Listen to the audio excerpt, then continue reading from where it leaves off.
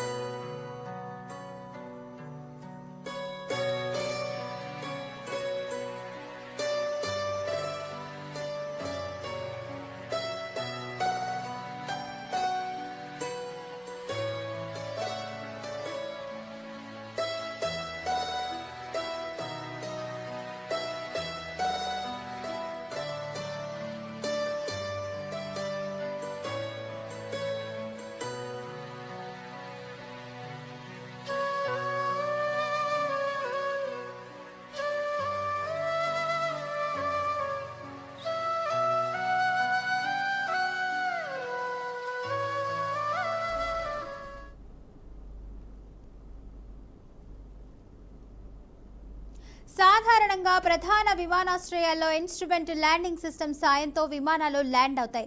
ఇది భూ ఆధారిత టెక్నాలజీ. విజిబిలిటీ తక్కువగా ఉన్న పరిస్థితుల్లో పైలట్కు ల్యాండింగ్ విషయంలో ఖచ్చితమైన మార్గదర్శకత్వాన్ని అందిస్తుంది. ఇక ఈ సాంకేతికతను ఇన్విజిబుల్ గ్లైడ్ పాత్గా అయితే పేర్కొంటారు. ఇక వర్షం లేదా పొగమంచు కమ్మేసినప్పుడు పైలట్లు సజావుగా రన్వేపై అయితే దిగడానికి ఇది దోహదపడుతుంది. అయితే చాలా ఖర్చుతో కూడుకున్నటువంటి సాంకేతికత. బారామతి వంటి చిన్న ప్రాంతీయ విమానాశ్రయాలు విమానాశ్రయాల్లో అయితే ఈ సదుపాయం అయితే అందుబాటులో లేదు. ఈ నేపథ్యంలో చిన్న ఎయిర్పోర్ట్ల కోసం కేంద్రం స్వదేశీ పరిజ్ఞానంతో అయితే శాటిలైట్ ఆధారిత Gagan GPS aided Jio augmented navigation వ్యవస్థను అందుబాటులోకి తెచ్చింది. ఇక గ్రౌండ్ పరికరాలతో అవసరం లేకుండా ఈ గగన్ వ్యవస్థ శాటిలైట్ అయితే సమాచారాన్ని ఆధారంగా అయితే చేసుకొని పైలట్లకు ల్యాండింగ్ సమయంలో మార్గనిర్దేశం చేస్తుంది.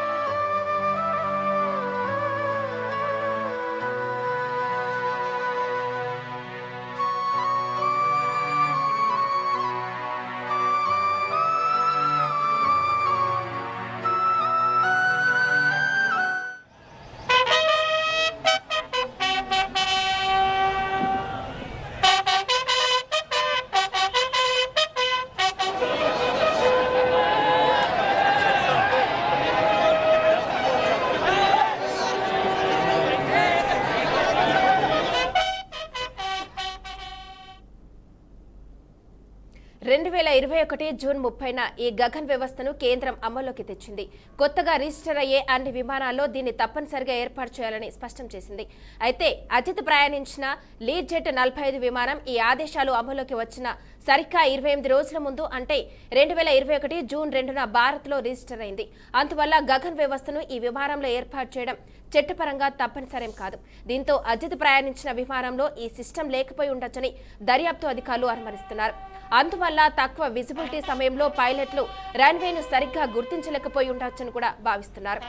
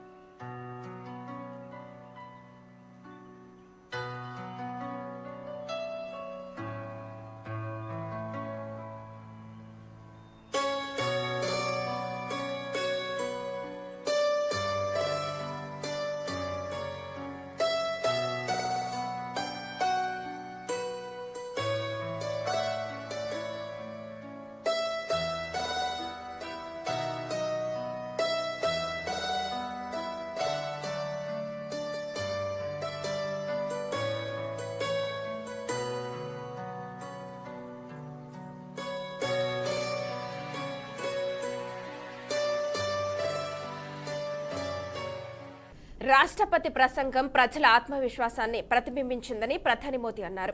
పార్లమెంటు సభ్యులకు రాష్ట్రపతి ఎన్నో విలువైన సూచనలు చేశారని చెప్పుకొచ్చారు. ప్రపంచానికి భారత్ ఆశాకిరణమని, అన్ని రంగాల్లో అభివృద్ధి దిశగా భారత్ దూసుకెళ్తుందని వివరించారు. ఆర్థిక మంత్రి నిర్మలా సీతారామన్ 9వసారి బడ్జెట్ను ప్రవేశపెట్టబోతున్నారని, ఇది భారత పార్లమెంట్ చరిత్రలో అరుదైన గౌరవమని మోడీ తెలిపారు.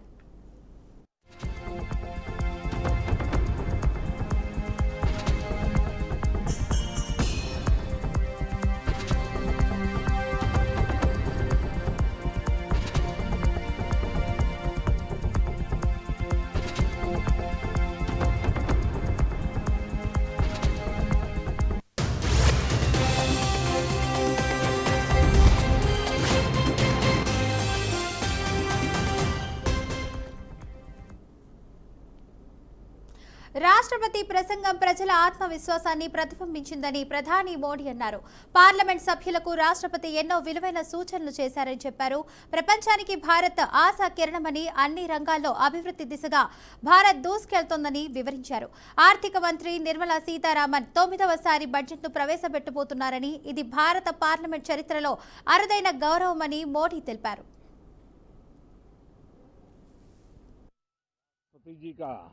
उद्बोधन 140 करोड़ देशवासियों के आत्मविश्वास की अभिव्यक्ति था। 140 करोड़ देशवासियों के पुरुषार्थ का लेखा जोखा था और 140 करोड़ देशवासी और उसमें भी ज्यादातर युवा उनके एस्पिरेशंस को रेखांकित करने का बहुत ही सटीक उद्बोधन सभी सांसदों के लिए कई मार्गदर्शक बातें भी कल आदरणीय राष्ट्रपति जी ने सदन में सबके सामने रखी है। सत्र के प्रारंभ में ही और 2026 के प्रारंभ में ही आदरणीय राष्ट्रपति जी ने सांसदों से जो अपेक्षाएं व्यक्त की हैं, उन्होंने बहुत ही सरल शब्दों में राष्ट्र के मुखिया के रूप में जो भावनाएं व्यक्त की हैं, मुझे पूरा विश्वास है कि सभी माननीय सांसदों ने उसको गंभीरता से लिया ही होगा और ये सत्र अपने आप में बहुत ही महत्वपूर्ण सत्र होता है। ये बजट सत्र है। 21वीं सदी का 1/4 हिस्सा बीत चुका है। ये दूसरे चौथाई का प्रारंभ हो रहा है और 2047 विकसित भारत के लक्ष्य को प्राप्त करने के लिए ये महत्वपूर्ण 25 वर्ष का दौर आरंभ हो रहा है। ये दूसरे क्वार्टर का, इस शताब्दी की दूसरे क्वार्टर का ये पहला बजट आ रहा है। वित्त मंत्री निर्मला जी देश की पहली वित्त मंत्री ऐसी है, महिला वित्त मंत्री ऐसी है, जो लगातार 9वीं बार देश के संसद में बजट प्रस्तुत करने जा रही है। ये अपने आप में एक गौरव पल के रूप में भारत के संसदीय इतिहास में रजिस्टर हो रहा है।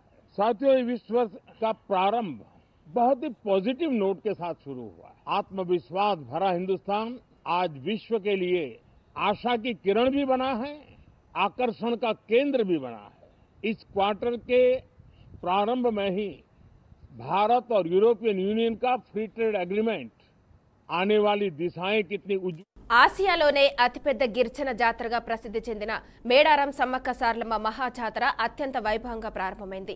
జాతరలో భాగంగా తొలి రోజు కన్నపల్లి నుంచి సారలమ్మ దేవతా గద్దపైకి కొలువుదీరడంతో లక్షలాదిగా తరలివచ్చిన భక్తులతో మేడారం పరిసర ప్రాంతాలన్నీ జనసంద్రంగా మారాయి. ఈ నేపథ్యంలో ఉదయం మంత్రి పొంగులేటి శ్రీనివాసరెడ్డి, జిల్లా కలెక్టర్ దివాకర ఇతర అధికారులతో కలిసి బైక్లపై మేడారం జాతర ఏర్పాట్లను పరిశీలించారు. ఈ సందర్భంగా మేడారం జంపన్నవాగు వద్ద భక్తుల స్నానాలకు గల ఏర్పాట్లను, పరిసర ప్రాంతాల పారిశుద్ధ్య వ్యవస్థను మంత్రి స్వయంగా చెక్ చేశారు. భక్తులకు అసౌకర్యం కలగకుండా, ఇలాంటి ఇబ్బందులు కలగకుండా ఎప్పటికప్పుడు తగు ఏర్పాట్లు చేయాలని అధికారులను మంత్రి ఆదేశించారు.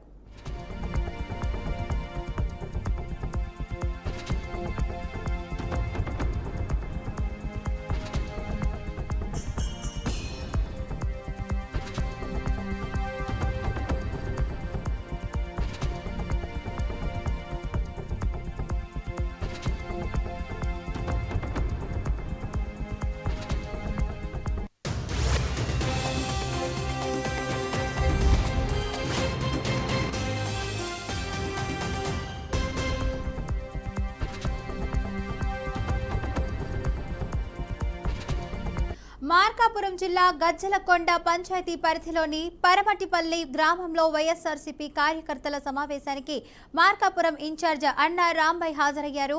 ఆయన ముందుగా గ్రామ కమిటీలతో సమావేశమై పార్టీ గ్రామాల్లో అయితే పటిష్టంగా ఉండాలని, వ్యక్తిగత వర్గ విభేదాలను వదిలి పార్టీ బలోపేతానికి కృషి చేయాలని సూచించారు. రాంబాయ్ పార్టీ అధినేత వైఎస్ఆర్ జగన్మోహన్ రెడ్డి ఆశయాలకు అనుగుణంగా ప్రజల సమస్యలను పరిష్కరించేందుకు కార్యకర్తలు క్రమశిక్షణ కలిగిన సైనికుల్లా ఉత్సాహంగా ఉండాలని చెప్పారు.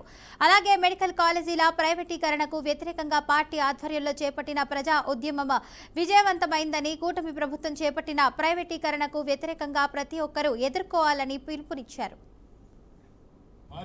పార్టీ సంస్థాగతంగా ఏర్పాటు చేసుకొని వాటన్నిటిని కూడా బలోపేతం చేసుకుని తద్వారా రాబోయే రోజుల్లో పంచాయతీ ఎన్నికలు జరిగినా, ఎంపీటీసీ ఎన్నికలు జరిగినా, ఎమ్మెల్యే ఎన్నికలు జరిగినా, ఎంపీ ఎన్నికలు జరిగినా, సొసైటీ ఎన్నికలు జరిగినా, నీటి సంఘాలు జరిగినా, ఏది జరిగినప్పటికీ కూడా వైఎస్ఆర్ కాంగ్రెస్ పార్టీ అభ్యర్థుల్ని గెలిపించుకునేదానికి దోహదపడాలని, దాంతోపాటుగా కింద స్థాయిలో గ్రామ స్థాయి నుండి, వార్డు స్థాయి నుండి ఓటు వేసే వైఎస్ఆర్ కాంగ్రెస్ పార్టీకి ఓటు వేసే ఓటర్ దగ్గర నుండి, నాయకుడి దగ్గర నుండి, కార్యకర్త వరకు ఎవరికి ఎలాంటి ఇబ్బంది వచ్చినా అందరం సమిష్టిగా ముందుకు వెళ్తూ తద్వారా పార్టీకి చెందిన ఏ ఒక్కరికి అన్యాయం జరిగినా అండగా ఉండేందుకు